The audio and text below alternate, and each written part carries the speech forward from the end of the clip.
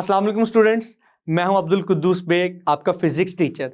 आज हम डिस्कस करेंगे चैप्टर नंबर 1 के क्वेश्चन नंबर 1.4, 1.5 एंड 1.6 को। तो स्टार्ट करते हैं आज के लेक्चर को, जिसके लिए हम चलते हैं व्हाइट बोर्ड की तरफ। स्टूडेंट्स, क्वेश्चन 1.4 की स्टेटमेंट आप देख सकते हैं।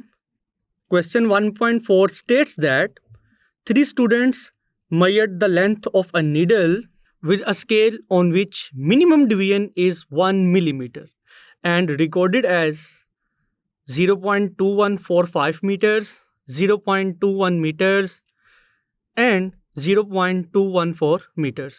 Which record is correct and why? Students, जैसा कि हमने स्टेटमेंट को रीड किया और स्टेटमेंट हमें क्या बता रही है, देयर आर 3 स्टूडेंट्स जिन्होंने एक नीडल की लेंथ मेजर की है, measure the length of a needle, but उन्होंने जिस स्केल को यूज़ किया है नीडल की लेंथ को मेजर करने के लिए, उस स्केल की मिनिमम रीडिंग है 1 मिलीमीटर। इट मीन्स दैट कि उस स्केल का least count, precision, absolute uncertainty की वैल्यू है 1 मिलीमीटर। और उन तीनों स्टूडेंट्स ने नीडल की लेंथ मेजर की है। फर्स्ट स्टूडेंट की रीडिंग है 0.2145 मीटर्स, सेकंड स्टूडेंट की रीडिंग आई 0.21 मीटर्स और थर्ड स्टूडेंट ने नीडल की लेंथ मेजर की 0.214 metres. Which record is correct and why? अब हमने बताना यह है इन तीनों रीडिंग्स में से कौन सी रीडिंग करेक्ट है और वो क्यों करेक्ट है। तो स्टूडेंट्स, स्टार्ट करते हैं इस क्वेश्चन के आंसर को। स्टूडेंट्स, सबसे पहले हम डिस्कस करेंगे कि इन तीनों रीडिंग्स में से कौन सी रीडिंग एक्यूरेट है। तो हम लिखेंगे the record 0.214 metres is correct. Now students, आपके माइंड में क्वेश्चन आएगा कि सर थर्ड रीडिंग जो कि 0.214 मीटर्स है, यही रीडिंग क्यों करेक्ट है। नाउ अब हम रीजन डिस्कस करते हैं कि थर्ड रीडिंग क्यों करेक्ट है। स्टूडेंट्स, जैसा कि क्वेश्चन में मेंशन्ड है, स्टूडेंट्स ने जो स्केल यूज किया है उस स्केल पे मिनिमम डिवीजन है 1 मिलीमीटर। तो हम लिख सकते हैं, सबसे पहले हम हेडिंग देंगे रीजन की। नाउ स्टूडेंट्स, हम लिखेंगे the least count of the scale, the least count of the scale which is used to measure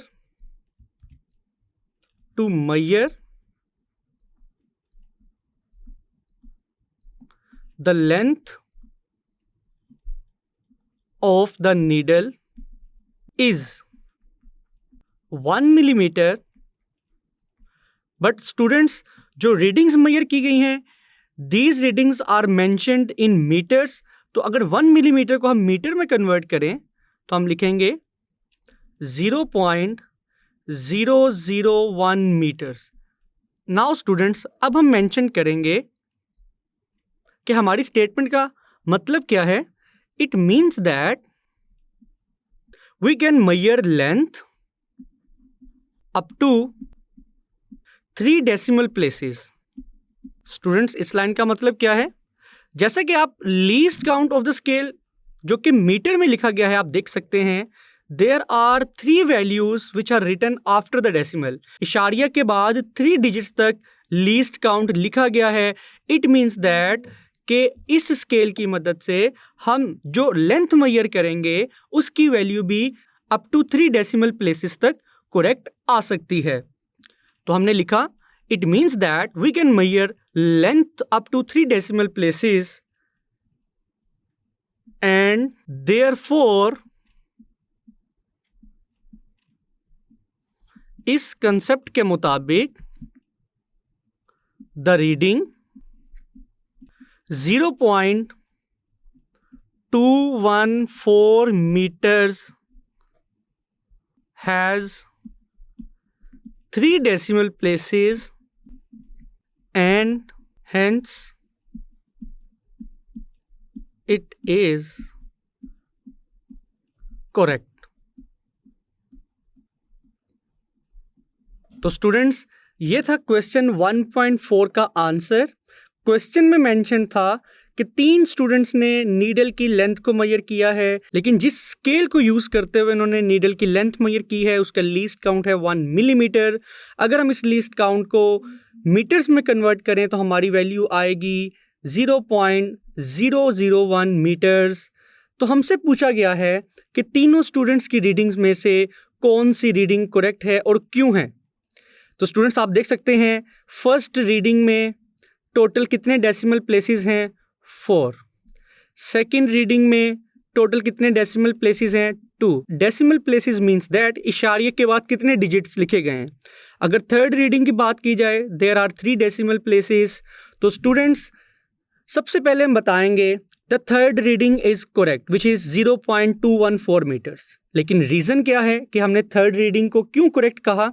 because जो इंस्ट्रूमेंट यूज किया गया है it can measure the correct reading up to 3 decimal places. जैसे कि हम उसका लीस्ट काउंट देख सकते हैं, तो इसीलिए वही रीडिंग करेक्ट मानी जाएगी जिसकी वैल्यू 3 डेसिमल प्लेसेस तक लिखी गई है, और जो कि कौन सी वैल्यू है, third value. Now students our next question is question 1.5 and it states that an old saying is that कि एक पुरानी कहावत है जो क्या कहती है, a chain is only as strong as its weakest link. इसका मतलब क्या है स्टूडेंट्स कि जो चेन होती है वो उतनी ज़्यादा स्ट्रोंग होगी जितना उसका वीकेस्ट लिंक स्ट्रोंग होगा। मीन्स दैट स्टूडेंट्स आपने चेन देखी होगी, डिफरेंट सेगमेंट्स को हमने ज्वाइंट किया होता है। दिस इज द लिंक जो दोनों ज्वाइंट्स को मिलाता है। स्टूडेंट्स जितना ज़्यादा ये लिंक स्ट्रोंग होगा, ज्वाइंट स्ट्रोंग होगा, उतनी ज़्यादा चेन स्ट्रोंग होगी। बिकॉज स्टूडेंट्स चेन की स्ट्रेंथ सारी की सारी इस लिंक पे डिपेंड कर रही है। तो दैट्स वाई ये पुरानी कहावत है कि एक चेन उतनी ज़्यादा स्ट्रोंग होगी जितना ज़्यादा स्ट्रोंग उसका वीकेस्ट लिंक होगा।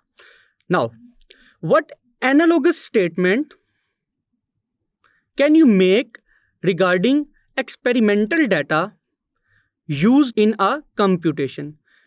मीन्स दैट कि स्टूडेंट्स अब हमने इसी से मिलती जुलती एक स्टेटमेंट बनानी है, लेकिन उस स्टेटमेंट में हमने किस चीज़ का जिक्र करना है, एक्सपेरिमेंटल डाटा का, जिसको हम इस्तेमाल कर सकते हैं अपनी किसी भी कैलकुलेशन में। तो स्टूडेंट्स स्टार्ट करते हैं इस क्वेश्चन के आंसर को कि किस तरह से हम इस ओल्ड सेइंग से एक एनालॉगस स्टेटमेंट बनाएंगे। किस मकसद के लिए? अपने एक्सपेरिमेंटल डाटा के लिए, जिसको हम किसी भी कंप्यूटेशन में यूज करेंगे। तो students the analogous statement is, पहले हम स्टेटमेंट देखते हैं देन हम उसका मीनिंग देखेंगे। The analogous statement is a result obtained from an experimental data, a result obtained from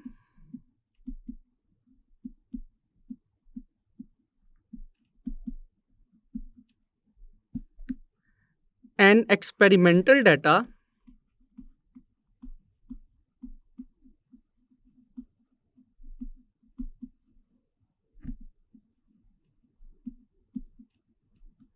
used in a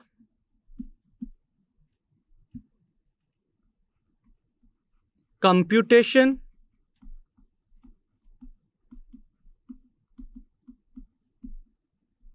is only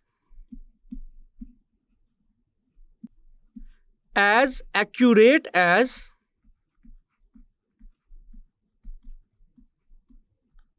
its least accurate reading.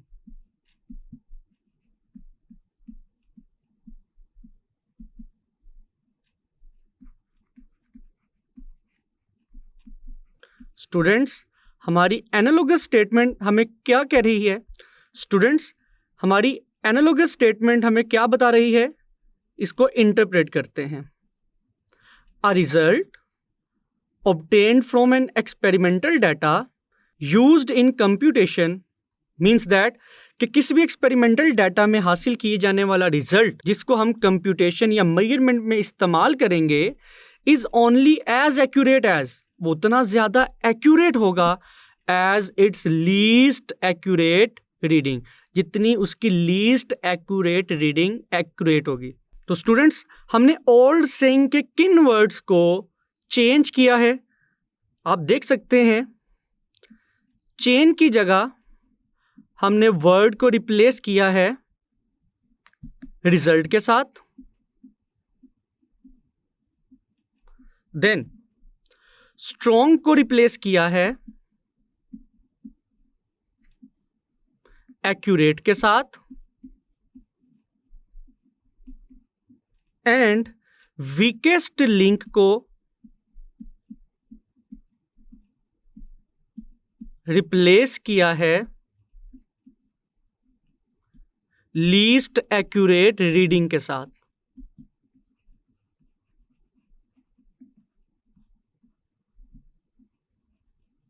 Students, ये मैं इसलिए लिख रहा हूं ताकि आपको याद करने में आसानी हो।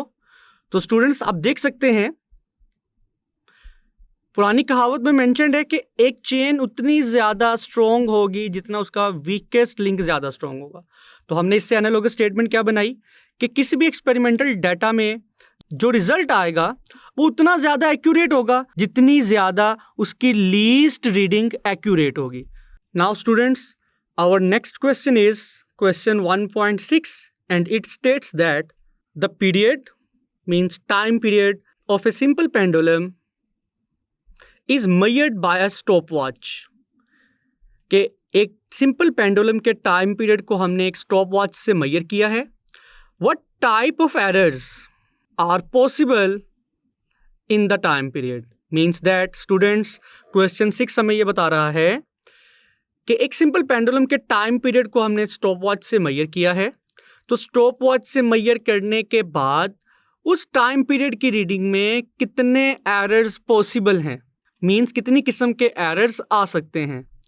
तो स्टूडेंट्स, स्टार्ट करते हैं अपने इस क्वेश्चन के आंसर को। तो स्टूडेंट्स, सबसे पहले हम बताएंगे कि इस मेजरमेंट में टोटल कितनी किस्म के एरर्स आ सकते हैं। तो हम लिखेंगे 2 types of errors are possible. First one is systematic error and the second one is personal error. तो स्टूडेंट्स, सबसे पहले हमने बताया कि अगर एक सिंपल पेंडुलम के टाइम पीरियड को हम स्टॉप वॉच से मेजर करें तो रीडिंग में 2 किस्म के एरर्स आने के चांसेस हैं। सिस्टमैटिक एरर भी आ सकता है और पर्सनल एरर भी आ सकता है, और दोनों एरर्स भी एक ही वक्त में रीडिंग में एग्जिस्ट कर सकते हैं। नाउ स्टूडेंट्स, अब हम थोड़ा सा एक्सप्लेन करेंगे सिस्टमैटिक एरर को और पर्सनल एरर को। स्टूडेंट्स, जैसा कि हम अपने प्रीवियस लेक्चर्स में सिस्टमैटिक एरर को डिस्कस कर चुके हैं, तो सिस्टमैटिक एरर क्या होता है students? It is due to the fault in the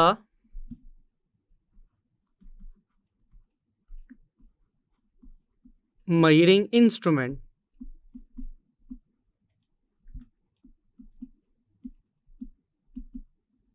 students, अगर इसी क्वेश्चन की बात की जाए, मे बी हम जो स्टॉप वॉच यूज कर रहे हैं वही खराब है, उसमें 0 एरर मौजूद है, तो स्टूडेंट्स उस स्टॉप वॉच से मेजर किए जाने वाला टाइम पीरियड करेक्ट नहीं होगा क्योंकि उसमें 0 एरर मौजूद है।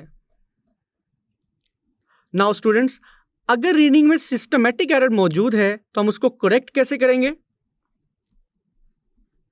It can be corrected by applying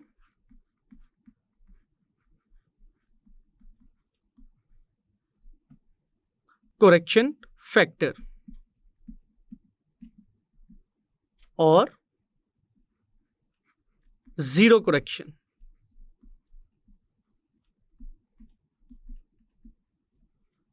students, systematic error के बाद अगर पर्सनल एरर को हम डिस्कस करें, इट इज ड्यू टू